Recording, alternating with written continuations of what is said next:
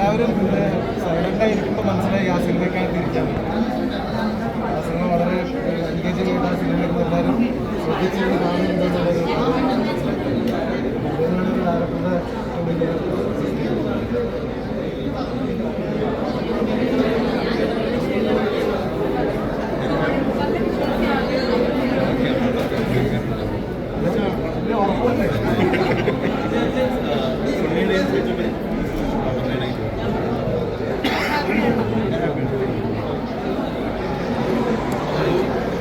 ചോദ്യമൊന്നുമില്ല.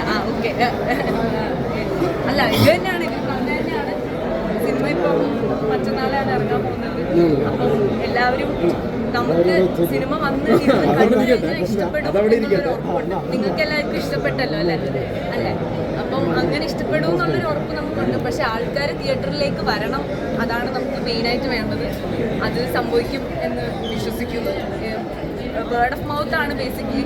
കണ്ടിഷ്ടപ്പെട്ടുള്ളവർ സത്യസന്ധമായിട്ട് എല്ലാവരോടും പറയുകയാണെങ്കിൽ ആൾക്കാർ ചെയ്യണം. അത് ഒരു കുടുംബചിത്രമാണ് ബേസിക്കലി. അല്ലാത്ത ഈ പറഞ്ഞ പോലെ പിള്ളേർക്കൊന്നും എല്ലാവർക്കും കണക്റ്റ് ആവും. പക്ഷെ എന്നാലും ഒരു ഫാമിലി ആയിട്ട് പോയിരുന്ന് കാണുമ്പോൾ ഭയങ്കരമായിട്ട് ടച്ച് ചെയ്യുന്ന പോലത്തെ ഒരു...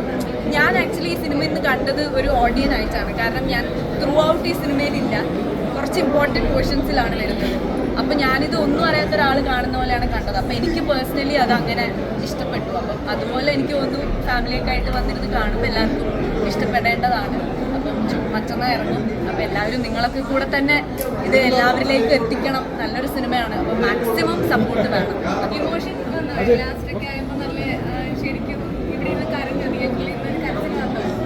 എനിക്ക് അവസാനം അത് ഇതിനു മുമ്പ് ഡബ്ബിങ്ങിന് കണ്ടപ്പോഴും ഞാനൊരു 3-4 പ്രാവശ്യം ആ സീക്വൻസ് കണ്ടിരുന്നു. പക്ഷേ ആർക്കായാലും അങ്ങനത്തെ ഒരു സിറ്റുവേഷനിൽ കുറച്ച് ഇമോഷണൽ ആണല്ലോ. നിങ്ങൾക്ക് കരച്ചിൽ വന്നു, കണക്ട് ചെയ്യും. എല്ലാ ടൈപ്പ് ഓഡിയൻസിനും, കുട്ടികൾ മുതൽ പ്രായമായിട്ടുള്ള ആൾക്കാർക്ക്, ഇത് യൂത്തും കൂടെ എല്ലാ ടൈപ്പ് ഓഡിയൻസിനും ഇഷ്ടപ്പെടുന്ന കുറേ. നമ്മൾ അതുകൊണ്ടാണ് ഒരു ഫാൻറ്റസി മോഡ് പിടിച്ച് കുറേ എല്ലാ ടൈപ്പ് ഇമോഷൻസോടെയും ഈ പടം കടന്നു പോകുന്നത്. Thank you. അപ്പോൾ എല്ലാവരും ജൂൺ 5-ാം തീയതി പടമാണ്. ഇതിനകത്ത് നമ്മൾ ഈ ടീനേജേഴ്സിൻ്റെ പല കാര്യങ്ങളിപ്പോൾ നടക്കുന്നത്. അപ്പോൾ അതും നിങ്ങൾ ശ്രദ്ധിച്ചില്ലേ? അതിനെപ്പറ്റി നമ്മൾ പറഞ്ഞു പോകുന്നുണ്ട്. അപ്പോൾ ഇതിനകത്ത് ആക്ച്വലി പറഞ്ഞാൽ ശരിക്കും ഒരുപാട് മെസ്സേജസ് കൊടുക്കുന്നുണ്ട്. എൻ്റർടൈൻമെൻറ്റ് വിത്ത് മെസ്സേജസ്. മെസ്സേജ് എന്ന് പറയുമ്പോൾ പലപ്പോഴും അതെ, ഈ മെസ്സേജ് എന്ന് പറയാൻ പേടിയാണ്. ആക്ച്വലി മെസ്സേജ് എന്ന് പറയുമ്പോൾ ഇല്ല അത് അയ്യോ അവിടെ ഇപ്പോൾ ബോറിംഗ് ആയിരിക്കും എന്നൊക്കെയുള്ളൊരു സംശയം വരും. അങ്ങനെയല്ല, ഞാൻ പറഞ്ഞപ്പോൾ ഒരു ആഡഡ് അഡ്വാൻറ്റേജ് ഞാൻ പറയാൻ ശ്രമിച്ചതാണ്. പക്ഷെ അത് ചിലപ്പോൾ അബദ്ധമായിരിക്കും മെസ്സേജ് എന്ന് പറയുന്നത്. പക്ഷേ മെസ്സേജ് കിട്ടും കേട്ടോ.